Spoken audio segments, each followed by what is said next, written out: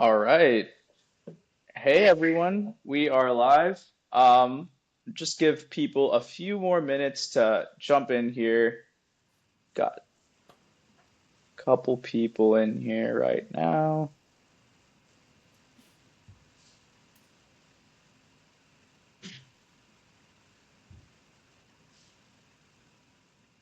Yeah, let's just give people a few minutes to just jump in and then we'll get started. Awesome.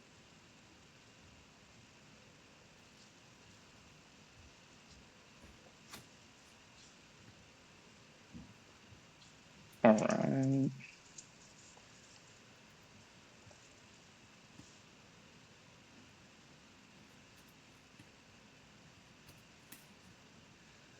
I think it's still early morning, so people are still I know, still Friday waking up. morning. We knew it's up.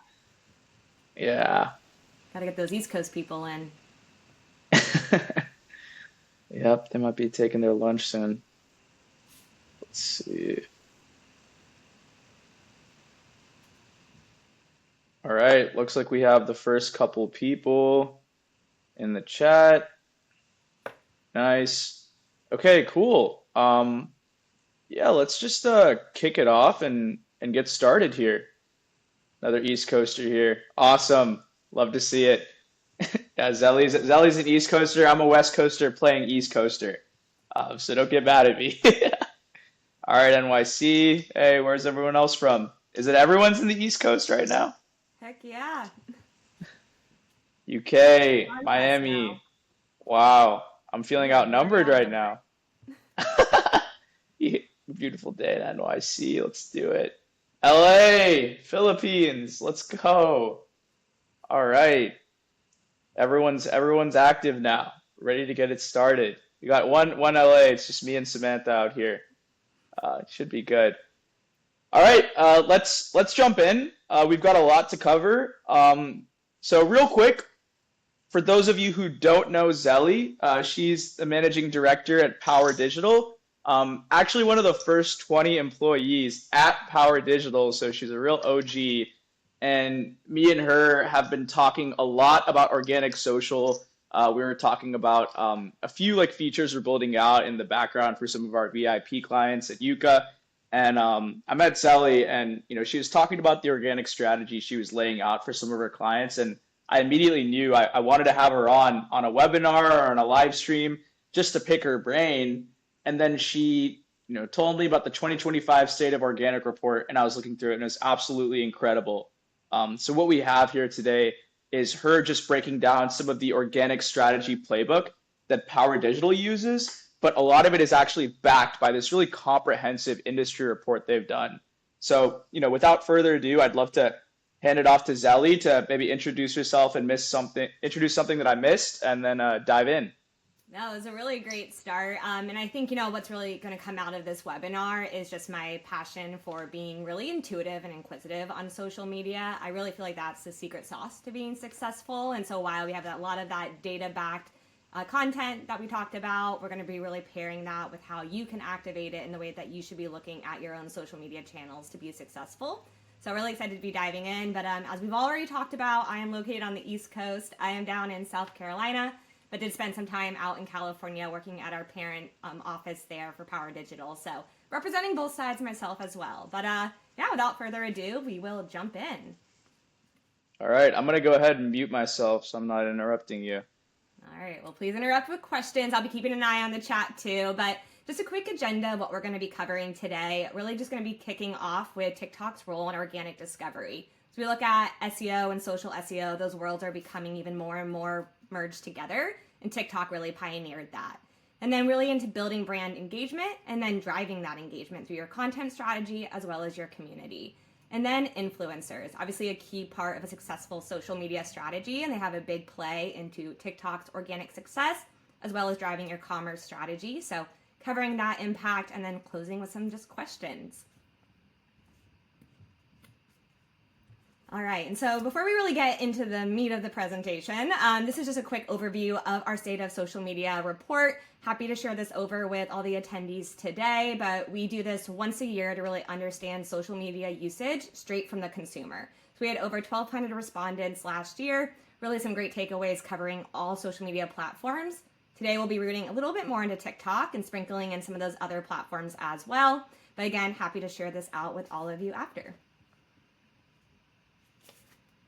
Alrighty, so jumping into the scroll to search, looking at TikTok specifically, nearly 75% of our surveyed respondents say they spend the majority of their time on TikTok on the For You page.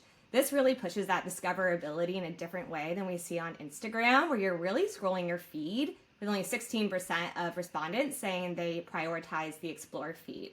So as we look at social media and SEO, they really go hand in hand now. There's no SEO without social and no social without SEO. So we think about that keyword strategy. It's really making sure your content ranks in a way that other users can find it and kind of feel like they're being the detective. They don't want to be sold to. They want to be searching and using social media the way that they naturally would, and then see products that really resonate with their life, their personality, exactly what they're looking for. So the more that you can get your content to really rank and drive that discoverability, letting your followers almost be detectives, that's where you're going to see the most success.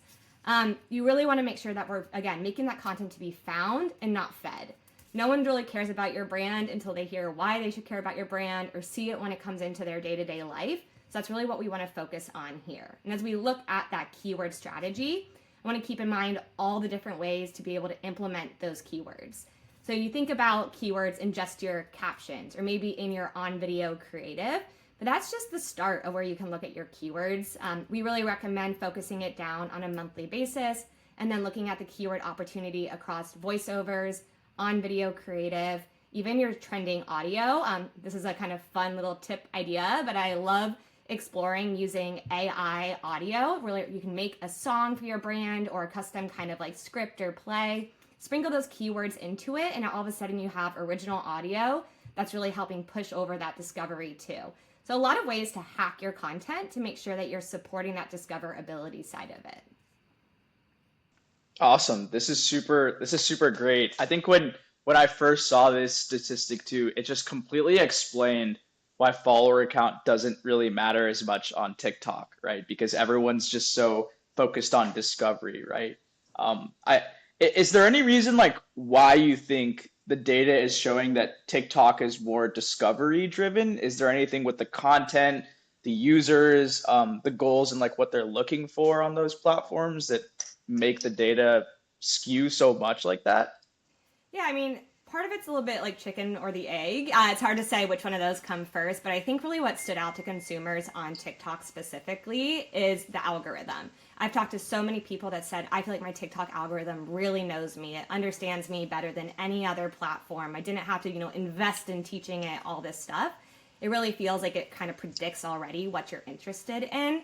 And so I really think that is kind of like a key part of it is, people are using TikTok and they're not feeling like they have to find those right influencers or find those right people to follow to get the content they want. Versus on Instagram, I feel like it's very kind of influencer creator first, and then the content comes from following them. On TikTok, it's really everyone has an equal playing field, and you are spot on that followership really is less important here, as is that feed presence, as we'll get into in more of the content sections. But TikTok, it's really less about having this aesthetic, curated feed. And it's more about that user segmentation and discovery. And so that feed having, custom video covers, again, with those keywords or with the title of what that content's about, really helps change how users are acting on TikTok. Yeah, no, that's so interesting. So you're saying like it's kind of more of like an equal opportunity for users rather than favoring creators. So sometimes they let the algorithm kind of recommend things, turn their brain off, and they're able to just get in this flow. Yeah, No, exactly. super interesting. And then one thing I wanted to touch on was like keywords. So I think like a lot of people who may be watching this might be from an Amazon background, right? Where the understanding of keywords is sort of like a signal for like search intent, right? And desire to buy. Um, just want to get very specific. When it comes to social media, what is like the purpose of the keywords? Like how does that actually function as like a lever in your social media strategy? Yeah, I mean, it's pretty similar to the way that it would if you look at your Amazon or your Google strategy. But I would say on social media, the kind of like hack to it is not relying just on trends on this platform. TikTok has really great tools within their ads manager to look at keyword trends across hashtags, trending audios, creators. but that's only going to tell you a small part of the story. And so what I would really recommend is, again, kind of same as other platforms, go broad. Pinterest is actually one of my favorites for seasonal trends with keywords. They have a really great tool that shows search volume. It shows trends historically and predicted. Obviously really focused on Pinterest, but there's really great takeaways you can take from that for seasonality to then implement into your keyword strategy on TikTok. And same as, any keyword mapping you're doing for Google, I think that's a really great resource to use for TikTok. You kind of say, when you look at social SEO or SEO in general now, there's two ways to look at it. It's how do I get my content to rank higher on TikTok, but then how do I get my content also to rank as short form video results on Google? And a lot of those strategies to do both really mirror each other. And so they don't really, they really need to coexist now in order to be successful. So that's probably a, kind of wide range answer to your question, but that is really kind of the end way to hack this. It's go broad, look at all those resources available to you, and then really get into the mind of your consumer. Think about what other interests they have, how they would change their searches based on the time of the year and how that relates back to your product. And the more that you customize it to that end consumer approach, the better success you're going to have. You'll hear me say authenticity a lot today, and I know that's a terrible buzzword in the social industry, but it really is so true. The more you authentically show up to your community, the better you're going to perform. Yeah, no, 100%. It's also like good to know that, maybe for, some of the users or watchers who are not familiar with social media, that there is a lot of overlap between the keyword strategy on other channels or destinations. So that's definitely awesome to hear. All right, I'll let you take it to the next slide. Alrighty. Awesome. So brand engagement, I would say this is my favorite part of the presentation and just in social in general. 5-6 years ago, you would have talked to me about social and I probably would have told you it's content first. You're not going to ever have success if you don't have this really high quality, cool content. But as content becomes easier and easier to create with AI and UGC and influencers and this just explosion of non-polished content, community is really what can help set your brand apart. And as we look at that data and survey results, it's also a very important part of the consumer's journey in deciding whether or not they trust and want to convert with your brand. So one of my favorite stats that came out of our survey was that 67% of users check a brand's page before purchasing a product they haven't heard of before. So if you're not on social, but your competitor is, and someone's shopping in your industry, actually just bought a fireplace, so it's very front of mind, but you're going to go to those 3 different fireplace companies' Instagrams, see what people are saying about them, see how people are using them, what they look like, and that's going to aid in that decision. And if you're not showing up in that space, if you're not active on TikTok where your consumers are, Instagram or YouTube, you're missing out and your competitors are going to really kind of sneak in there and get that audience. So really, really important that you're just active and you're representing your brand in the right image. Another thing that really pairs into that is just that user interaction. So community management to me is a required tactic on social. There's a lot of things I recommend on social. There's very few things I say are required. Community management is required. And I'm sure some of you, cringe hearing that because it is a part that feels very time intensive. It does not need to be. We can chat through some hacks I have on that as well. But really the importance is just showing up and responding. 77% of our users expect a response within 24 hours. And that is a really great way for you to kind of have that digital handshake, really show off your brand personality, and really build that credibility and own that narrative for your brand. I really like to say too that when you think about that brand personality on social, where I do see some brands making a mistake is they try so hard to mirror their voice on social, to mirror their blog, to mirror their emails and their website copy. And social really is a place that you can test that personality, push that brand voice, and that's what's going to also help you stand out and have your audience feel like they're talking to a real person and not just screaming to the void of a brand. So again, incredibly important element of this tactic. And I'd say the more that you can also activate your community to be talking on your behalf, engaging in your comments, and even incentivizing them to engage, which again can chat through some hacks there too. The more you get them talking about you, the better off you're going to be in the long run. But you cannot forget that piece and that importance of you also having to step up to the plate and engage with your community proactively. This is super interesting. And the reason I say that is because I feel like, especially with Marketplace, TikTok Shop, and Amazon, a lot of the marketers are very bottom of funnel focused, right? So when people don't do these things like community management or foster a brand presence, right? What are the implications of not participating in those activities when it comes to brand performance? I mean, there's a lot. I would say you look at your overall account health, and we know we talked about followership not being the main KPI on TikTok, but it is a credibility factor. And if you're not engaging and you're not worrying about that retention of those followers and those engagers, you're going to see either really stagnant growth or negative growth ongoing. So I would say just even to maintain that community, it's really key. But then also, if you're not focusing on that, you really kind of go back to feeling like you're just self-serving. You know, you're just promoting your product to promote your product, and there's no why behind it. And you know, that Buy Now documentary came out. I'm not sure if any of you watched that, but it really got me thinking as a marketer of the kind of conscious decisions consumers are making now about the types of brands they follow and convert with. So I think, you know, as we look at how that consumer journey is changing and the credibility and the brand relationship and what matters to those consumers continues to evolve, you really owning your community is something that you can dig your feet into and know you're going to drive that long-term success as just really from engaging with those customers. But I also think we forget that two-way street element of it. So I think about, you know, the incentivization bullet here. We use a really cool tool called Coley where you're actually able to build a custom network of your top customers and incentivize them to engage on your social media profiles or get free product in exchange for UGC or reviews or product feedback. And that's a trend I really like to see brands investing in too. You know, not just getting content to get content or activating influencers to activate influencers. They're really opening up that door between their customers and the end output that they want. So that way you're really building that relationship and that close-knit network of your own consumers. Awesome. Yeah. And then I just want to narrow down a bit more. So I know there's a big focus on community, right? And I feel like when a lot of people hear that word, it's like, what is a community? Is it just like all your customers? Is it just someone who just comments on a post? Like, what's the purpose in even having and maintaining a community? Like, why is it important for a brand?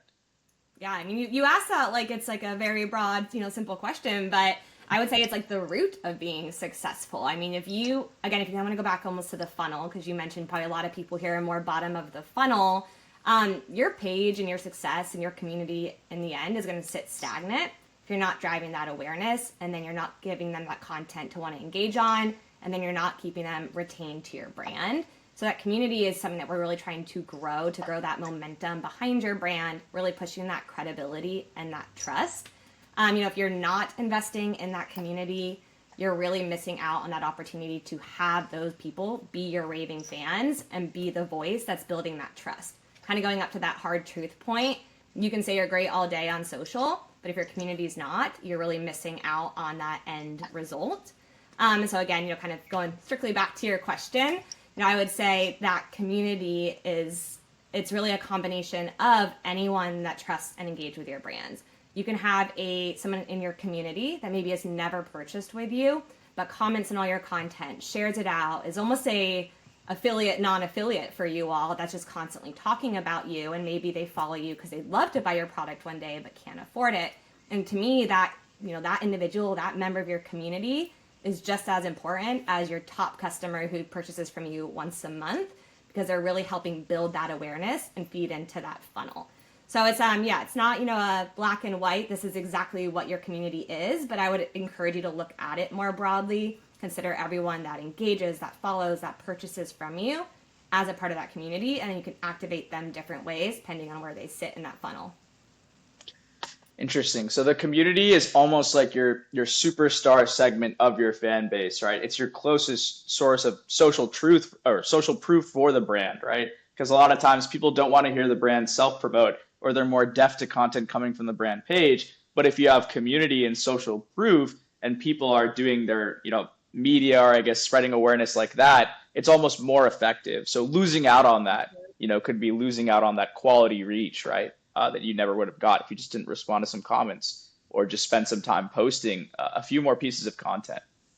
Yeah, I mean, hey, if all Okay, you're doing is logging onto TikTok once a week and posting some promotional video and calling it a day, you are never going to see results. And that's where, you know, again, thinking about what's required for success, it's a consistent posting cadence. It's consistently engaging with that community. So yeah, you really have to feed into that ecosystem. You can't just, you know, promote yourself out there and expect to get that end result.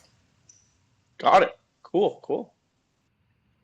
All right, let's jump into some of the content side because I think this really helps show how we can create a feed that really supports that community. One of my favorite analogies to really kind of wrap my head around content supporting a community is treating your social media profiles like a bank account. You think about a healthy bank account, you have to make more deposits than you do withdrawals. You don't want to be in debt.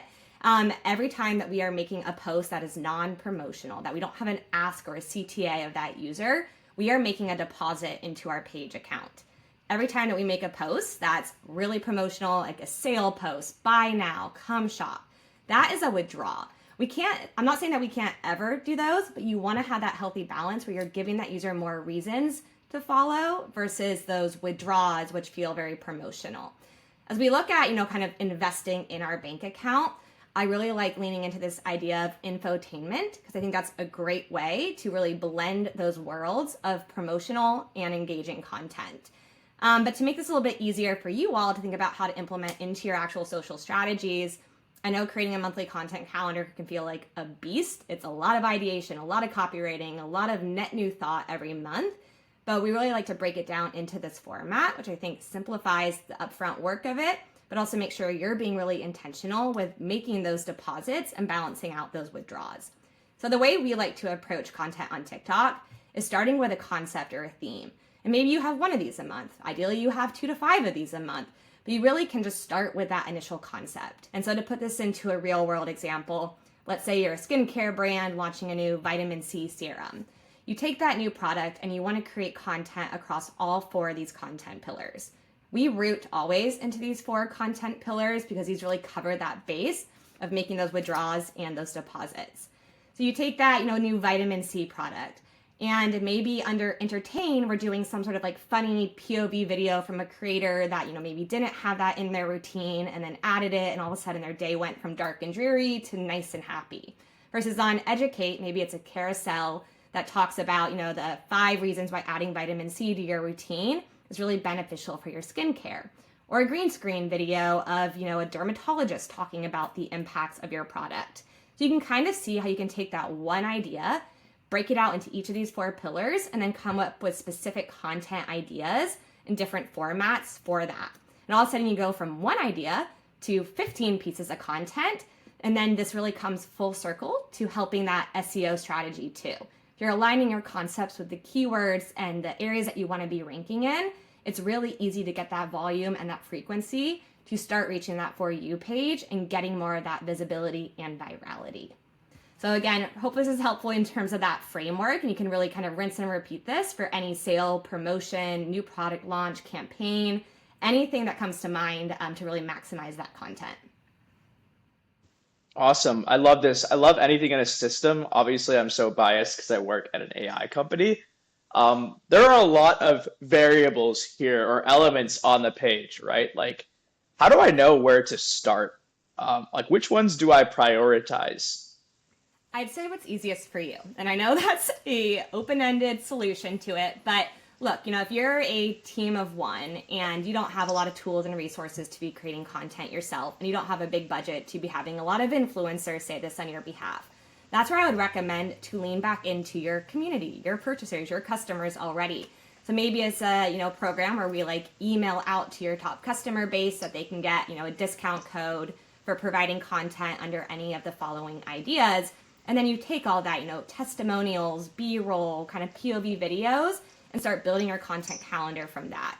At the end of the day, if you don't kind of have that opportunity to really go broad and like reach out to an audience or leverage creators, I would say to, again, just keep in mind that deposits and withdrawals. Success in social media is much more important when it comes to consistency than just frequency. And this is definitely a quality over quantity approach. You don't need to be posting 20 times a week to be successful. Maybe you're only posting 2 times a week, but it's important to post 2 times a week almost every week. If you go from posting 20 times in a week to not at all the next week, the algorithm has no idea how to syndicate your content. So again, kind of rooting back to where to start, I would say pick that consistency and that frequency that works for you and your availability and your network, and then prioritize making those deposits until you have that strong customer base. You might feel like you're missing out by not promoting your products and giving more of this kind of evergreen entertainment or educational content, but I'm telling you, that's what's going to get that hook in that consumer, really build that trust. And hey, we're all digitally savvy now. We know how to go to the website and learn about the products. But what you guys really are wanting to do on social is build that relationship, build that credibility, and show them why they should be following and engaging with your brand. Totally agree. I think I always watch like, classic, like watch reels with like Gary V, Hormozy, where they're always like give, and then give more than you think, and then you're gonna get more than you even imagine, right?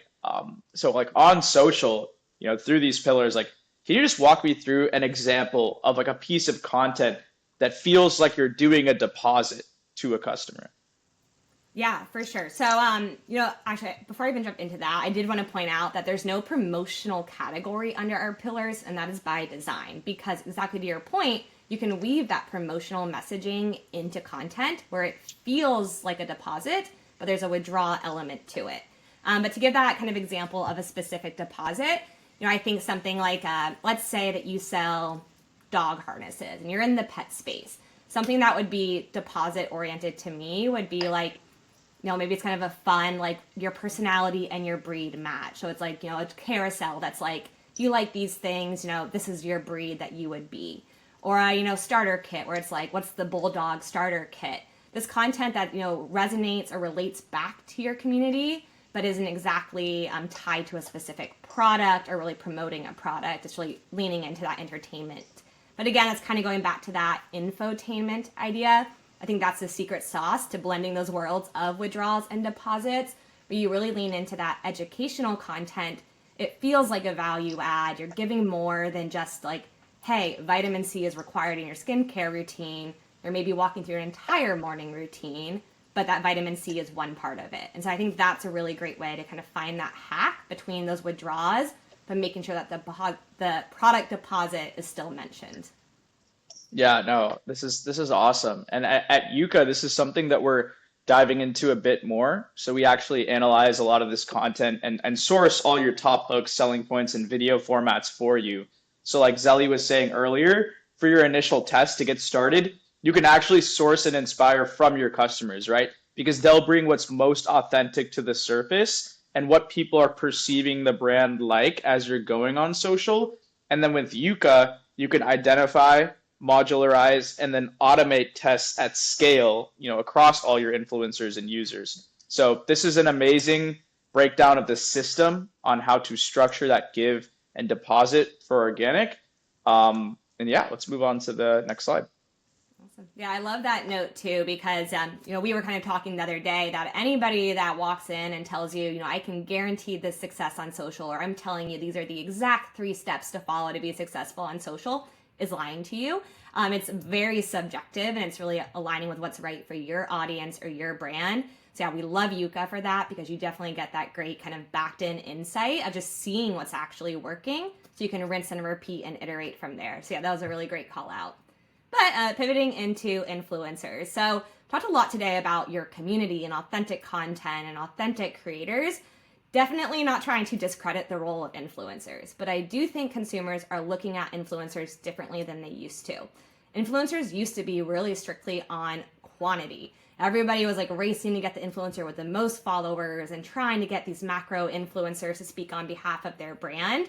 But as we look at our survey results, that's not who's trusted. There's something to maybe be said for that reach, that awareness. But if you're looking to, again, build that community and build this really trusted, engaged social presence, that's probably not what's going to be right for your brand. And the good news is that's also saving you some money. Those are the most expensive influencers out there. And so as we look again at that kind of, where people trust influencers, celebrity and macro are really down there on the bottom. That sweet spot is somewhere from 10 to 500,000 or 50 to 500,000. And really making sure at the end of the day that influencer resonates with your audience. It doesn't matter, again, how beautiful the content is or how great that influencer is if all they're doing is talking about cars and you sell, kids clothing. That's not going to be a fit. That's not going to be a trusted influencer. So it's much more important to find that influencer that resonates with your audience. I also love to use influencers to break into a net new segment. You're launching a new arm of your brand. Like, let's say you've always sold grills and pizza ovens, and now you're launching like summer tiki torches and things to keep mosquitoes away, whole new sector of an audience. Influencers are the greatest way to really build that trust and break into that, where you find out where that audience is sitting, who does that audience trust, and then activate those people to speak on your behalf so you can break into that network with more credibility. And then as we look at really, why people are following influencers, I love to see this combination of, really focusing on that entertainment inspiration, but also for things like product reviews. We had our respondents pick their top 3, and so we do see some variety across this. But again, knowing that there is more of that kind of purchase element and that trust and brand research part of influencers is really key. But again, you cannot forget that entertainment. That's, really kind of reflects to those deposits that we have to make. So let me know if there's anything that you want to dive into deeper here. So when you showed me this, I was super interested because from TikTok intuitively, right, followers don't matter. And on Instagram, people spend their time more on the home feed. But then when you look at the survey and the results, it shows that the second and third biggest categories are inspiration and interest in someone's life. And so with TikTok being a more discoverability built engine, why do you think there's still this need to almost like, hook on to someone else's life or draw some sort of like dopamine from someone else's daily routine? I mean, that's the base of social, right? Like social all started from being able to connect with others and have a glimpse into, it started with just your circles network, but now we all are naturally curious and we're wanting to see other people's lives. So simple answer is that is the root of social media. But I would say, on TikTok specifically, I mean, any of us, I could say for the most part, don't open up social media being like, I'm going to open up, TikTok today because I'm in the mood just to shop, or I'm in a mood like just to learn about something. We find ourselves kind of mindlessly opening it and then thinking like, oh, I'm buying a new mattress. Let me see if there's any reviews on mattresses here. Or I'm scrolling the For You page and something sticks out to me that has been on my purchase list in the back of my head for a while. And so I think, there's that balance of we're not opening social for the things like the affiliate links or for the product reviews. We're opening it for that connection, that interest in someone's life, really feeling like they resonate with us. I think if we got rid of that and social media was just affiliate links and just product reviews, I mean, it really would ruin what social media is, and it would be just a commerce engine. So that's where I think I hope that part of it doesn't go away. And even if we're not focused on followership as much on TikTok, that kind of, interest showing up as a real person is still really critical for success. But it's still interesting that product reviews are still at like 37%. And they're above see what's trending because from a lot of people I've talked to, people are now using TikTok as a discovery engine or method to figure out what the best restaurants are in the area, like what's trending in terms of outfits and things like that. And I was surprised when product reviews came above that. Is that something that surprised you at all, or?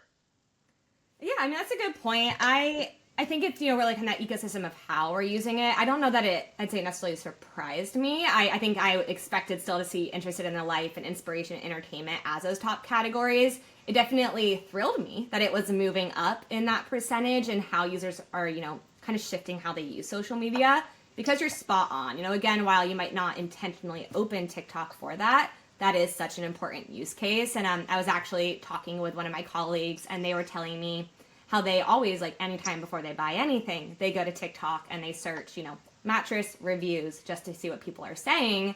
And me, I actually find myself going to Reddit first for that. And so like we all do kind of have different ways for that product review information and what we trust the most. But this definitely shows that influencers are an important segment, and TikTok and social media in general is more and more becoming a place where people are going for that trustworthy product reviews and just, brand credibility.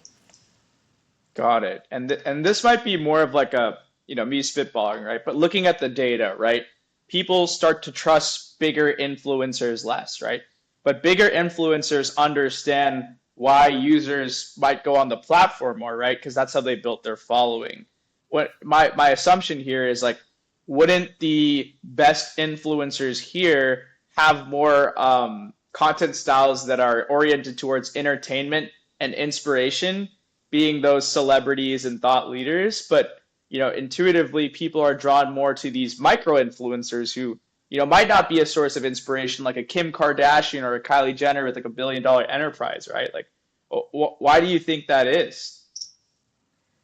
Yeah, I mean, I think there's something to be said for like the macro influencers and really knowing how to, hack virality. I also think there's this combination with the celebrities, like you had mentioned, like the Kardashians, like their rise to fame, their rise to virality on social has less to do with their skill set and their expertise in social and more to do with their outwardly presence. So I think as you look at really who's like ranking the best on social media from an influencer perspective, it's those people that really know how to show up authentically, again saying authentically, but those ones that really know how to like put their lives out there and you feel like you're just following a friend or you're just getting that inspiration from a friend. I wouldn't trust that somebody like a Kim Kardashian would give me an authentic response or really show me something that like they're naturally recommending for me. But a micro influencer that I follow who I feel like really resonates with my personality, that I feel like I could be friends with in real life, that's going to be somebody that I trust more. And we also see a lot higher engagement rates with those smaller influencers. And so pretty known fact in social media, engagement rates don't scale at the same rate as followership.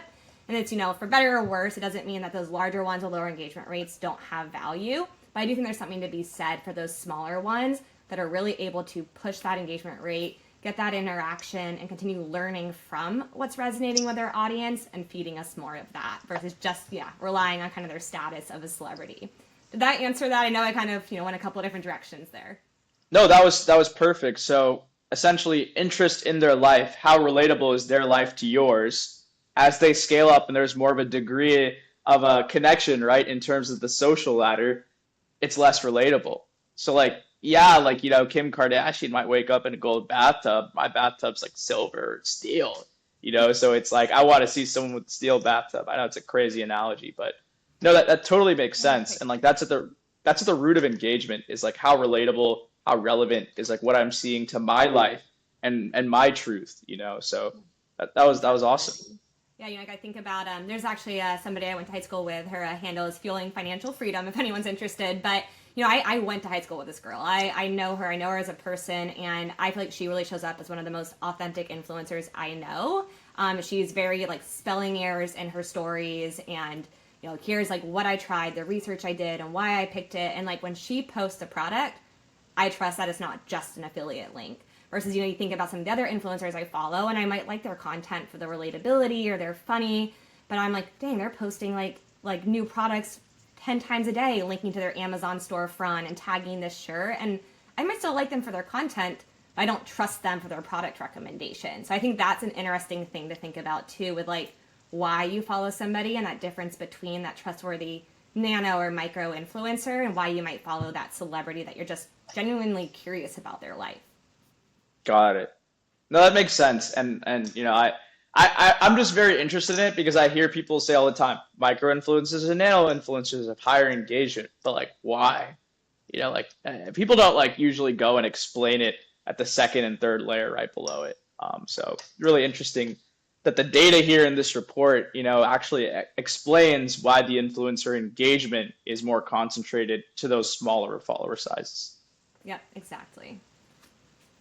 Awesome. Cool.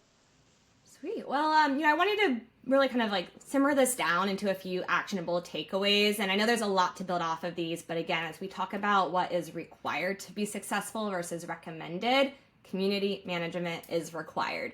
I say this all the time. It's a required tactic to be successful, and especially thinking about it from both an inbound and an outbound sense. Inbounds responding to your comments, engaging in your DMs, engaging with, your influencers. That is base level community management, again, required. The secondary part of outbound is becoming more and more and more important. We just talked a lot actually about what makes you trust and resonate with an influencer. And that outbound component is really what can help people do that with a brand. This is you surprising and delighting your followers or your customers, going to their pages and engaging with their content. Or sending them a surprise, DM with a discount code. It's really showing that like, hey, I see you as a real person. I'm also a real person. Let's really build this relationship and make sure that we're both getting value out of it. The other thing that does for you is it builds your relationship with the TikTok algorithm. Again, if all you're ever doing is hopping on TikTok once a week, posting a video and jumping off, I will almost guarantee that you are not going to see growth or success, because you're really just being self-promotional. You're just putting something out there. You're almost treating it like an ad, putting it out there into the world and hoping someone comes across it and wants to engage with you. You're also not showing TikTok that you're really feeding into the algorithm and the platform. So the more you actually get on there, scroll your own For You page from your brand account, naturally engage with content, reach out to your followers. That's all going to show that you are an active member of that TikTok ecosystem, and it's going to help you push some of that virality and that reach. So really, if you guys take away anything from this when it comes to building that organic community, you have to do community management inbound and outbound. But from there, it's really figuring out how to then tie those connections of your brand customers to really be these advocates and creators for you. This is something that we're really just starting to growth hack for our clients, and I'm really excited about. I think that UGC shift we all saw, where everyone's kind of like desperate to find creators and get content made for their brand, and it was pricey and complicated. That's becoming more and more and more easy and second nature. And also, content on TikTok is not meant to be polished. Your Instagram account tends to be more like your art gallery, even though I'm a fan of the anti-aesthetic. But TikTok was never really that. It's not this really high quality polished content that you're showing up like a curated art gallery. It's really more about showing up real. And I think that's a really exciting part for the second bullet of just activating those customers. Even if you had all your customers send you an unboxing video and 10% of them were polished or high quality, that's still such great content to, maybe do in a compilation or some sort of like carousel where you're just really showing that volume. It's also one of the cheapest and best ways to make your customers feel heard and to generate that UGC at both times. So quick hack, this is something I definitely would recommend, but I think should be an easy kind of dipping your toes into that content creation. And then that consistency. Consistency is more important than frequency or quantity. Pick a number you can stick to and stick with that number. Don't have to overcomplicate this. You don't have to really be pushing again for 20 posts a week. Even if it's 2 or 3 and you're consistently doing that and you're consistently doing steps 1 and 2, you're going to see those results improve. Obviously, the more you can post, the better, but I really, really urge you to just focus on that realistic number. Start there and then scale as you really build that system that works for you. And then keywords. Social SEO is critical for the success of organic TikTok. Again, really getting ahead of that curve, thinking about seasonality, what's trending, why should this piece of content be found, who's going to like it. All that is really important as you develop that keyword strategy. Recommend starting with a monthly keyword approach. Really can back into that, even more timely, but monthly gives you a good range to think about, okay, here's my set of, 20 keywords I really want to focus on. Now here's how I can put them into my audios, into my captions, into my community management even. Incorporate keywords everywhere you can, and definitely make sure that you're looking into like Pinterest and TikTok creator tools to find that keyword list. And then lastly, influencers, those ones that really speak your talk, walk your walk. Those are the people that you want to really activate with. So like I said, I look at an influencer who I feel like I could be friends with or I genuinely trust as a human. They're going to mean a lot more to me than a celebrity screaming out that your brand is great. So think about those people that really break into your audience and also speak the same language and the same personality that you're trying to portray on your socials. So community management, understood on responding promptly.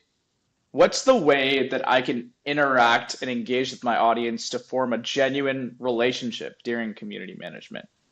Yeah, I would say, again, it's a big lift and there are ways to automate this a bit more, but if you're going to show up and authentically do it, my number one recommendation is to not rely on just saved responses or canned responses. You really want to make sure everyone feels like they're getting that customized response, and it can be tricky if a lot of, the responses to your video are kind of similar. But, I recommend pulling in people's names. Like oftentimes their handle might not be their name, but if you click on their profile and they have their name there, that's a really cool thing to just show that user, like, I actually took the time to see who you were. So using their names is really, really important. I think that surprise and delight element, looking at who your top engagers are, following them back, engaging with their content. If you pick any of your favorite brands that you have, and if you're engaging on their content a lot, and then out of the blue on a random Tuesday, they sent you a message like, hey, we see that you're one of our top engagers. We really appreciate your support of our brand. Here's 25% off just to say thanks.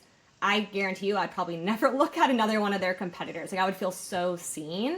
So yeah, it's really thinking about those individual ways that you can activate to really show up as a real person and make your audience feel really appreciated and heard. So after you make a member of your community feel seen and you start fostering the relationship a bit more, how does a brand create that avenue or empower that community member to become a genuine advocate or ambassador of the brand? There's a lot of different ways to hack that. And again, I would kind of think through the marketing structures you have in place already. Probably the most easy one that you already have in place is leveraging your email list and your top customers there. That doesn't have necessarily that one-to-one connection of top social engager.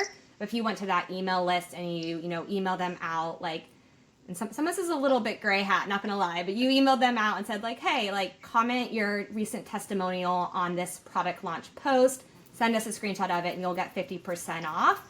I mean, you are just like spurring up those engagements and then still prioritizing those top customers. Like on Instagram, I love the idea of like broadcast channels or close friends for that. Versus, on TikTok, like I mentioned, we use Coley to create these landing pages to have kind of custom networks. So I would say, you want to think again into like what fits into your day to day, what marketing streams you already have to really activate that community, and then just lean into those. Awesome.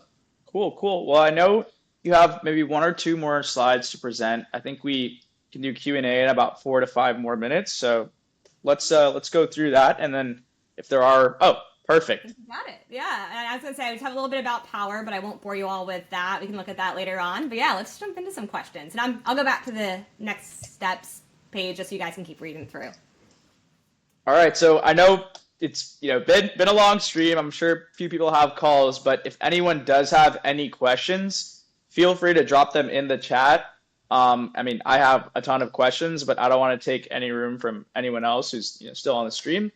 Looks like all right. Kristen dropped one in a few minutes ago around where people will go if TikTok shop or TikTok go away. And obviously it's been something we've talked about a lot as an agency and have some great playbooks around. But it really is going to depend on your target audience. But our general expectations are that we'll see more people going to YouTube and to Instagram. Instagram's working really hard on competing with TikTok. There's talks about a separate Reels app. They just launched their Reel Editor app. They're really pushing their shop and affiliate integrations. So we see that as a really natural one, but YouTube is quickly following in those footsteps. And then also just looking at prioritizing the retailer versus the social media platform. So yeah, if TikTok shop went away and you guys are on, let's say, Amazon, it's, maybe it's less about worrying about creating a net new shop on Instagram or YouTube if you aren't already there. And instead looking at those influencers, those affiliates, those creators to really broadcast out on the channels they're most active, driving back to your landing page or your Amazon. So yeah, exactly. It's just really kind of, diversifying and making sure you're activating the right people to push to those right retailers.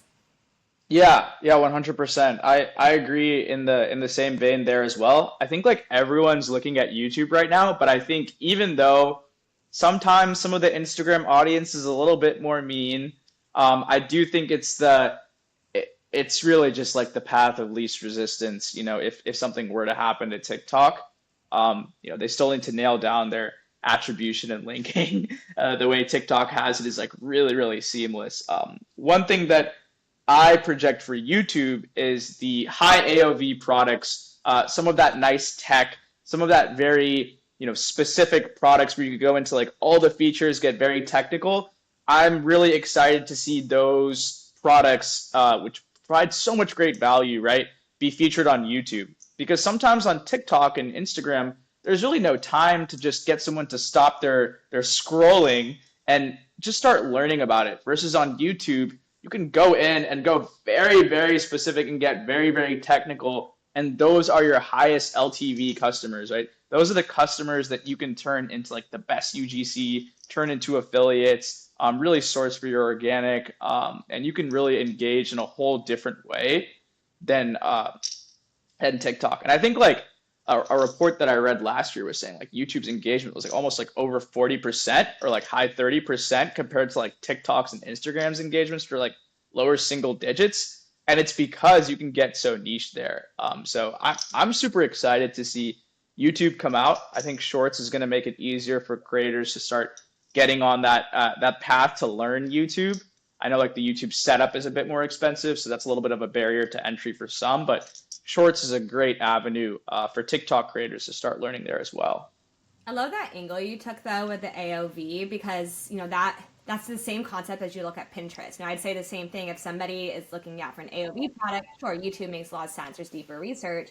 But then if somebody's looking for something where they're pre-planning, maybe they're having a baby and they're getting ready for their baby and they're building up their boards, then Pinterest as a place to store and research that up front probably is higher priority than even YouTube.